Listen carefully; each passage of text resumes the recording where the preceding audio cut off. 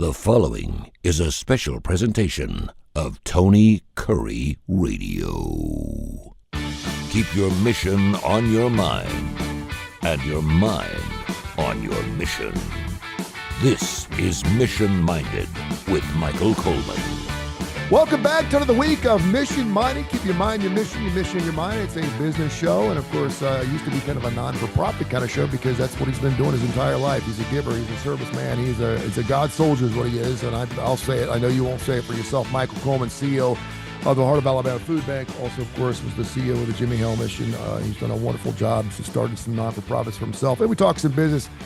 You and I were speaking briefly before we came on the air. We try to be topical, and I said, whether you like it or not, with the SNAP program and everything going on, you are getting a lot of publicity right now, and that's always a good thing. People are privy to a lot more information now than they've ever had. They're finding out who their neighbors are and what kind of money their neighbors have because they're now in lines at food banks. So I want to start right there. Just kind of give us an overview of where you're at, how you're doing. Are people stepping up?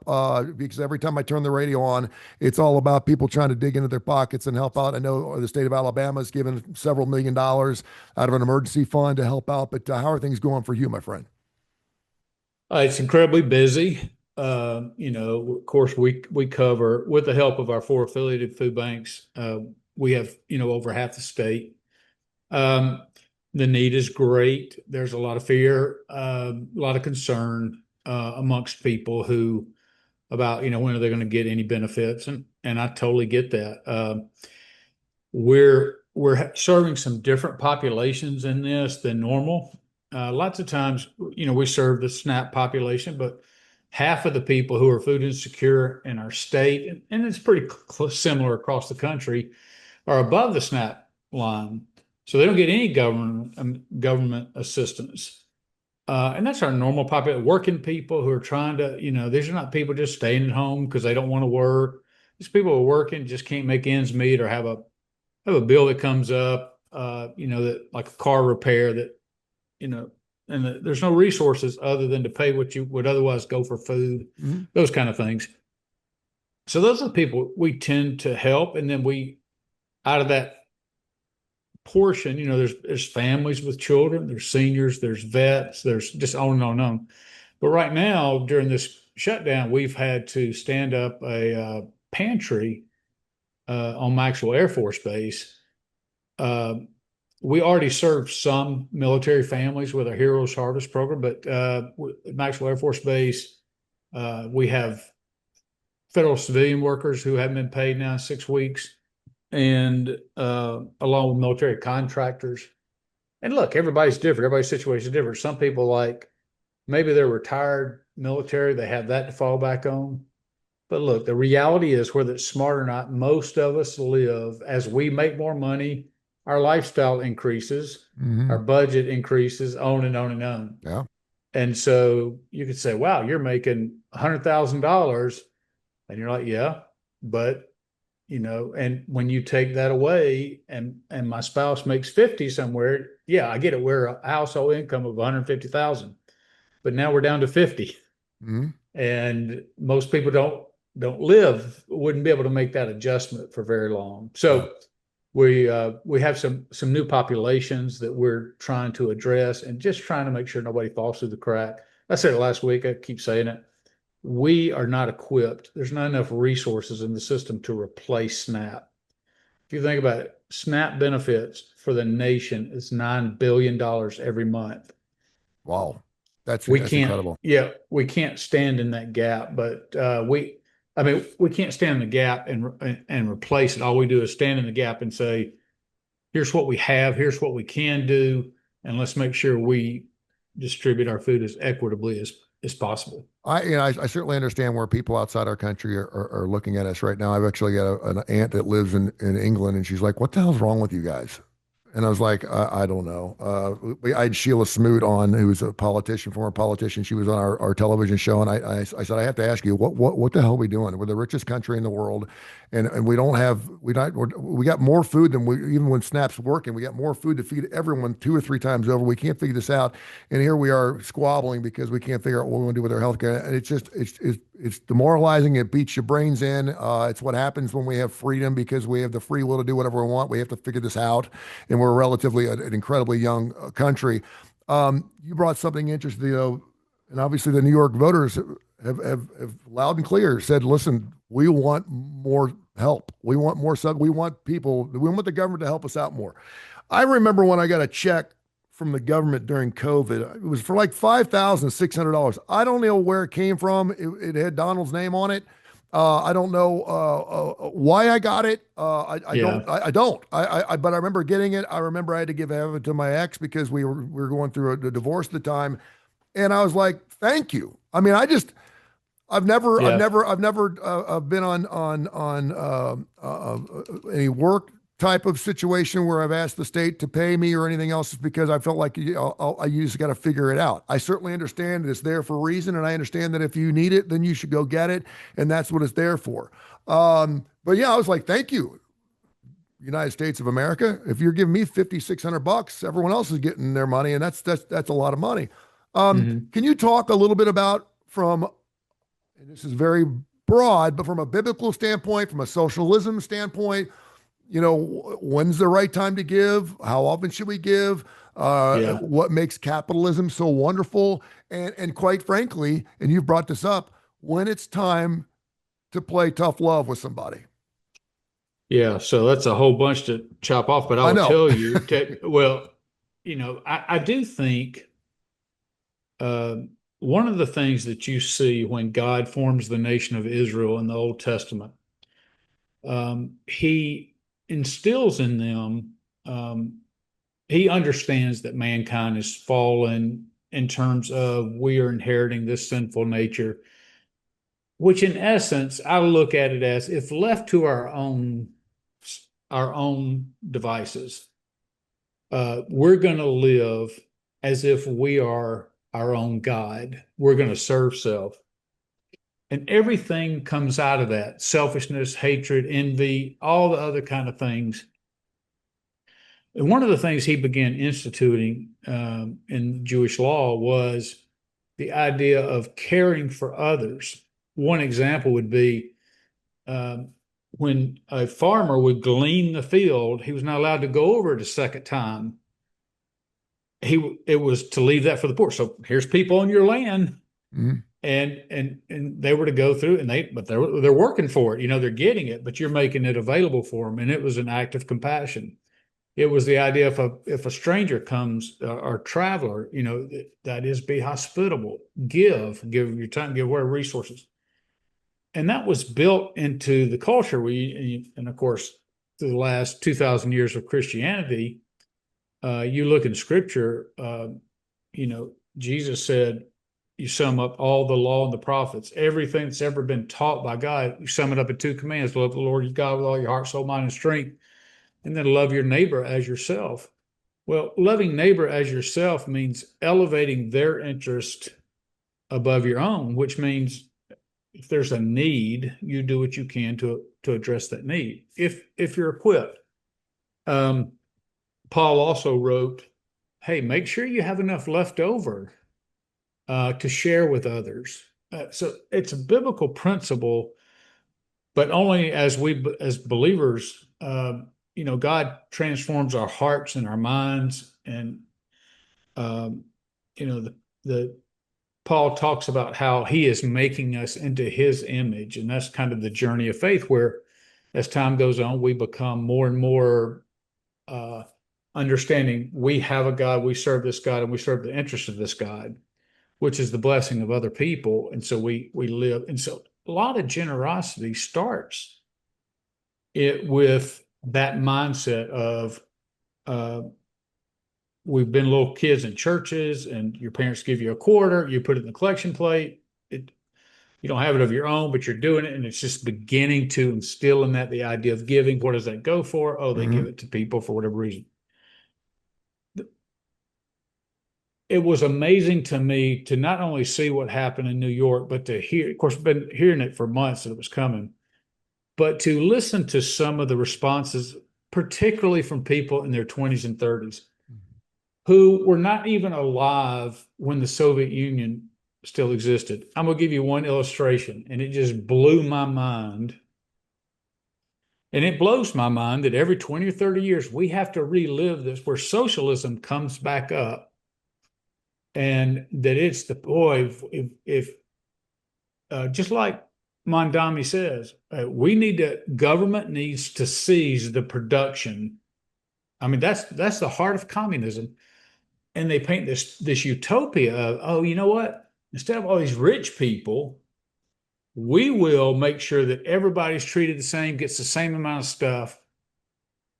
Well, we know throughout history that what ends up happening is when you remove merit, when you remove individualism, when you remove incentives to achieve, which market forces play on us in a capitalistic society, then we've seen time and time again what the deal is. You could look currently right now at Venezuela, at the overwhelming poverty since that dictator took over. Because here's the thing, people choose the idea of socialism, but when it starts going and government is forcing all your decisions and you've lost all free will to do because you have to do what the government says, then it's the people in the government who have the power and the control and the money. Yeah, and by the way, when you don't about socialism, that has nothing to do with the higher ups. They're on their own little thing. That's the other part. Oh, yeah. that just bugs the bejeebers. I mean, continue. Well, yeah. So there were pictures back in the day of the Soviet Union of Russians standing in line just to get bread. The shelves on the grocery store were empty. There's been several, they're talking about doing community markets. Well, everywhere that's been tried has failed, where you have, because again, when you remove market forces and competition and so on and so on, then you end up having, I'll illustrate it with the housing thing. He says, okay, I'm going to take X amount of properties there's a certain percentage that is rent controlled. And we say, oh yeah, the rent's controlled. That's great. Okay, well, let's talk about that for a second. So people come in, let's say rent controls $1,000 a month, whatever it is. Well, let's say I own that building, but I'm not allowed to charge market prices because the government won't let me. All right, now, so I have to charge below market. Well, guess what that means? I don't have the excess money to maintain the building and to make improvements in the building. So it turns into a rat hole over time. And then the complaints start happening. And there's no market forces. If it was market forces, what would end up happening is that, yes, the rents would be higher, but people would come in with new construction and new opportunities, because if anywhere there's demand, if you turn loose the market, people are going to fill that demand. So think about a grocery store. It's not that a grocery store doesn't want to come and serve the people and serve them but when you have a business climate that's highly taxed, they have minimum wages you're paying for unskilled labor, but you may be paying $20 to $25 for unskilled labor, heavy regulatory burden, on and on and on, along with soft on crime initiatives and all that kind of stuff. Then oftentimes what you'll see is it destroys the business climate. A business says, wait a minute, to stand up a business, I'm going to have to invest millions of dollars, and I can bring jobs and I can do all this good paying jobs. But if I can't get a return out of it, then I'm not going to do it. And so that's what socialism will do. And they'll bring this community market. But the question is, okay, who's gonna stock the shelves? Where's the food going to come from? And And what Everywhere happens this, when it runs out? Because it's yeah, going to. and that's inevitably what it is. Now, I will give you another good example. So Mondami had said all of this is going to be paid for by taxing the rich. Okay. The very next day after, so I don't have to be Smiley Mondami anymore because I don't have to be charming because I'm the mayor. Mm-hmm. And now I can just drop the facade and just come right out and say, well, what he did is he went right out there and he goes, you know what? We're going to have to, we're building a transition and I'm going to need every one of y'all to jump in and help fund this. So the next day he's asking for money, not from millionaires and No, billionaires, no, no. but from They're the moving. people that, They're moving oh out yeah, west. yeah, They're moving to they're already Wyoming. planning. Yeah. No, we've So, seen that goes down. and, Yeah. and so let me address this. One of the things I've seen people, and these are young people, I mean, 20 and 30-year-olds. Look, I get it. We all thought we understood what the world is. And when I got in my 40s, I realized, number one, what a total goofball I must have sounded like in my 20s, trying to talk authoritatively and have no life experience, never run a business, on and on and on, but you're speaking about economic issues because you got a bachelor's degree from a college, but you've never had to be in the marketplace and even understand how market forces work. And so they tend to say, oh, well, what about the greed? Capitalism, you have greed. And I want to tell them, capitalism is not in and of itself good or bad. What capitalism does is it unleashes an individual's ability to go as far as their hard work will let them go. Yeah. Now, do some people start from different places? Yeah. If you're in poverty and have no resources, is it going to be harder for you to be successful? Yes. That's life. And I'm not opposed to incentives to try to get people to excel, and that's what the small business loans are and all that kind of stuff. But they say that as if well, you know what, there's a lot of greedy people and they make decisions and all that. And I go, yeah, but let me tell you something. Because you change the system and go from free market capitalism over to socialism, human greed doesn't go away. No. Human greed still exists. So what they do is the greedy in that system are your power brokers who they remove the middle class. So you've only got a poverty class that's depending on the power brokers, but it's the power brokers, and you see it. People were doing this campaign against Trump about oligarchs, no kings, no oligarchs, because there were these, when it came, you had people in Russia that were billionaires. Why? Because they were truly stealing all the wealth. They weren't growing the pie for everybody. See, in America, if somebody owns, like Trump, if he owns, let's just say, he's a real estate magnate, and he goes and buys property and builds Trump Towers or whatever, okay? Well, first of all, he's going to pay a lot of money to all the people who have to build it. He's going to provide a lot of jobs for people to work there. Now, is he going to get wealthier? Of course he's going to get wealthier. Sure. But everybody else, the pie's increasing. More jobs are created. More opportunities are created. People are going to come in there and learn, and then they're going to be able to go out and launch their own practice. That's what the market forces does. Rather than say, no, you've still got the hotel owner in socialism, or which is the government and whoever's over that agency and department who's getting all those funds, and everybody else is having a job. And you can't, let's say you want to work harder and you got this scruff beside you, you're making the same amount of money and he's not worth a crap. No, you're right. That's something, this is Mission Minded, by the way. Keep your mission in mind, your mission in your mind. He's Michael Coleman, CEO of the Heart of Alabama Food Bank. We're talking about socialism, talking about the recent vote in New York. I always thought it was interesting whenever I used to work in the bar business a lot, doing bar gigs, and I'd always ask before I tip the waitress, is this going in your pocket or is it going into the pot? And a Yeah. lot of times they do the pot, and I'm like, I'm not gonna do that then, because when it goes in the pot, you can be as lazy as all get out, and you're making the same money as everyone else, and I don't think that's right. And a lot of places don't do that Yeah. anymore.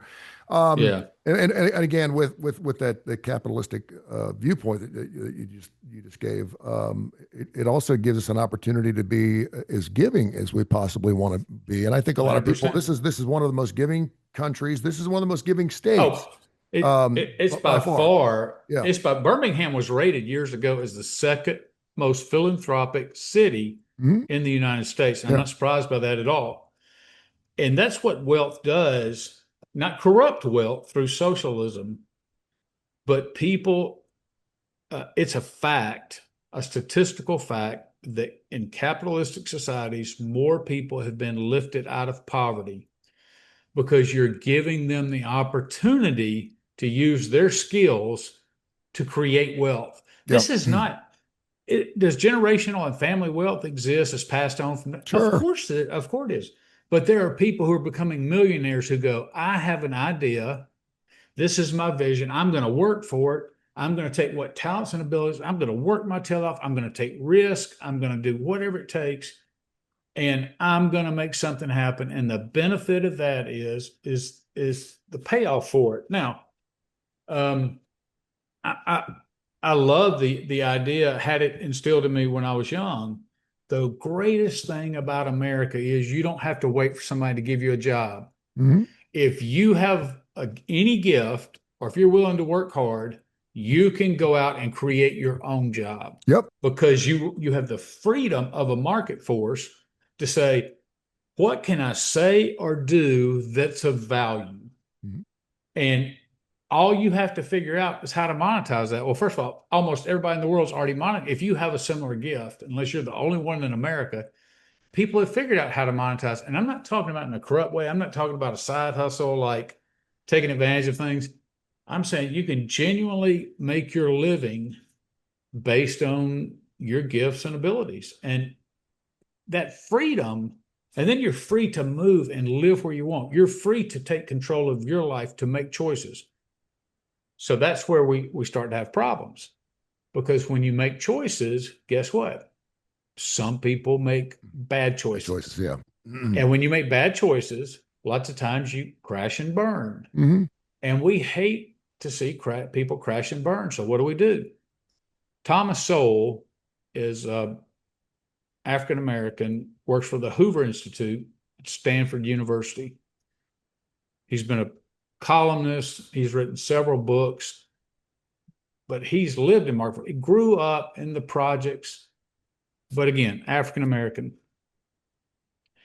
And he said this back in the 70s when he used to debate this issue. He's later on in life. He's probably not going to be around much longer, but one of the greatest thinkers of our time. And he was saying that the problem is that we have incentivized failure.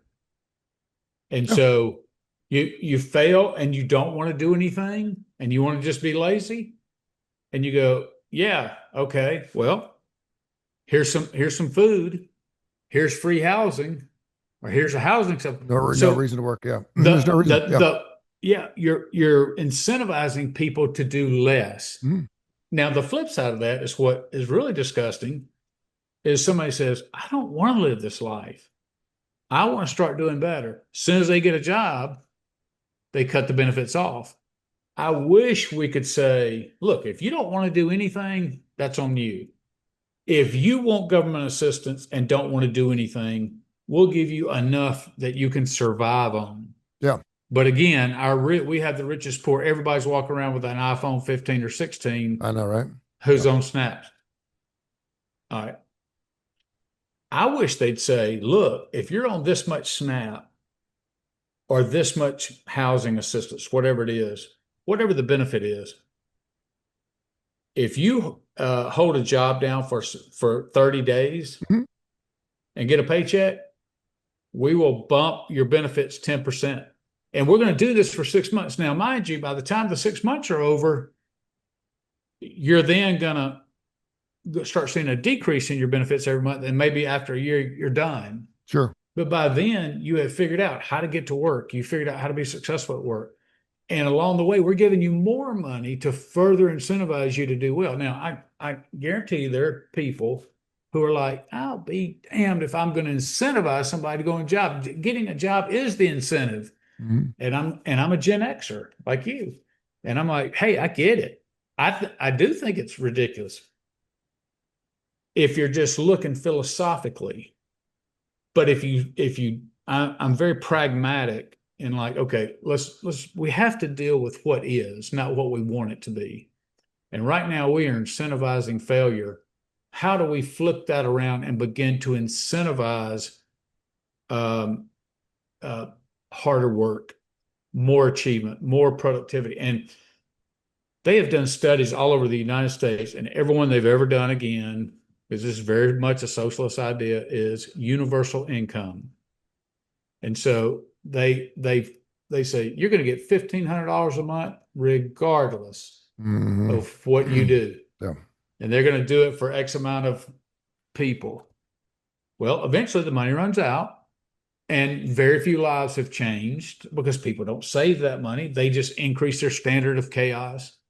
What I would love to do is just a small town and say, okay, let's see what if I was a multimillionaire or a billionaire, I'd say, okay, I'm going to go to a small town and everybody wants to sign up for this program. I'm going to take 100 people and this is what you're currently getting. And I'm going to pour into you each month that you work.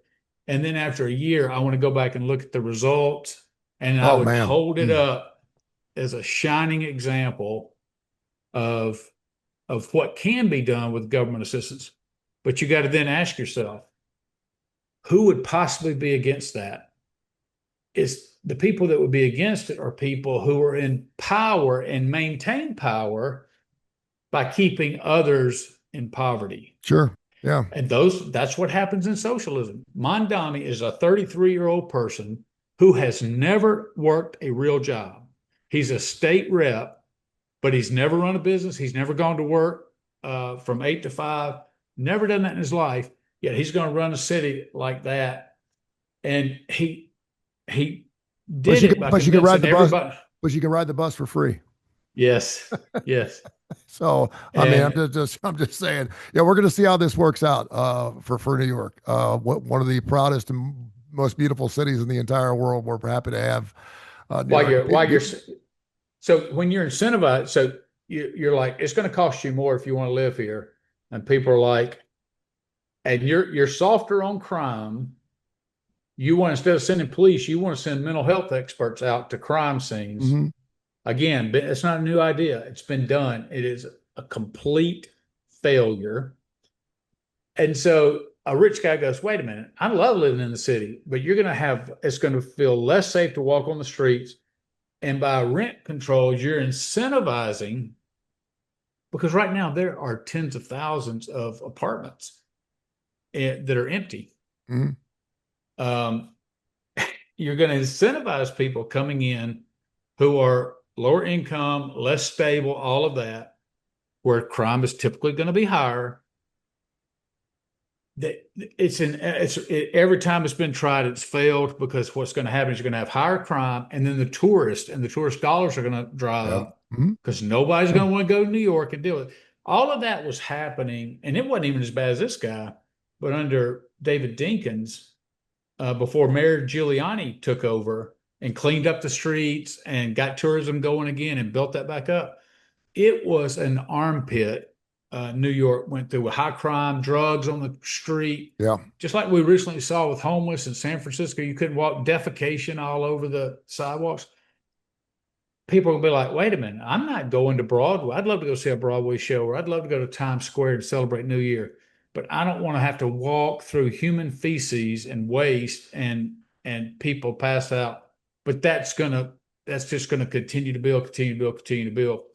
And it will collapse under the weight of its promises and its unrealized expectations. I had to I laugh. It reminded me of a story. I was out last night at the Galleria with my son, and we go out there every week and we ride elevators and do things together. And there was an older black woman who was with another older black woman, and they were dressed to the nines. They were walking through the Winfrey through the hotel. Yeah. And this woman, she probably was in her 70s or 80s. I don't know if she just came out of a coma. I don't know if she's never let out of her house or whatever, but she could not believe she was in Birmingham, Alabama. And she just kept looking around. She goes, "So this is Birmingham, Alabama." And the woman said, "Yeah, this is where I live. This is." She goes, "Well, I'll be." She goes, "I never knew." And she was walking through the mall like she was walking through the Taj Mahal. Yeah. She just thought, and I wanted to stay near her just to feel her gratitude and her gratification of just how miraculous and incredible Birmingham was. Now, obviously, I don't know if she's driven down to other parts of the West End or Ensley or wherever, Hoover, but I mean, just to hear her and just, wow, I cannot believe it was like she's been like in a coma for the last 30 years and just came out as, it was really neat to see.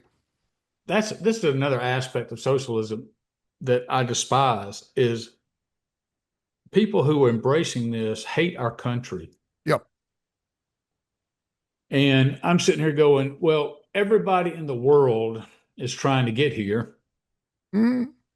And because it's an opportunity to be free, it's better than where they are. And opportunities are here. When tragedy happens around the world, we always pour in and offer resources to other countries. When tragedy happens on our grounds, we're on our own. We take care of ourselves because, it's on and on and on. And I just wish there's actually some videos starting to come out of people who moved. There's a woman in Costa Rica. She's a white lady, Costa Rica. She said, "I just want to tell you, I'm down here in Costa Rica. It's beautiful, but I miss America. I came down here because I had Trump derangement syndrome and I just ran and I moved. I said, I got to get out of this place. And it doesn't have any of the conveniences. It doesn't have any of this." And she That wasn't said, Oprah, I was can't it? wait to, no. I said, I can't wait to get back. And so so these 20 and 30-year-olds are typically coming from well-to-do families. They haven't had to struggle. Yeah. They haven't lived in other countries. They haven't seen the effects of government restrictions, and it goes on and on and on. And so I hate that for New York, of what's going to come.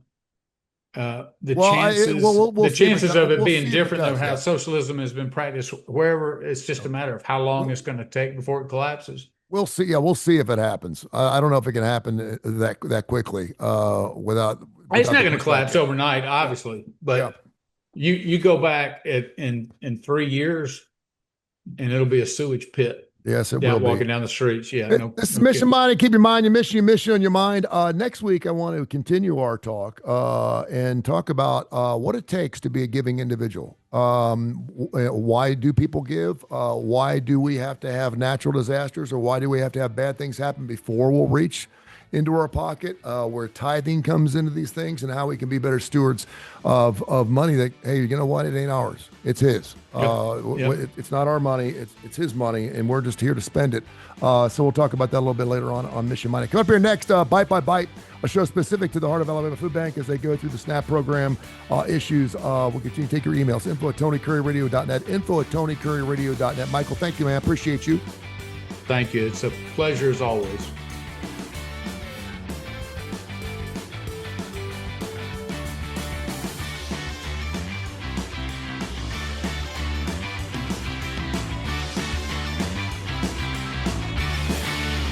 This has been a special presentation of Tony Curry Radio.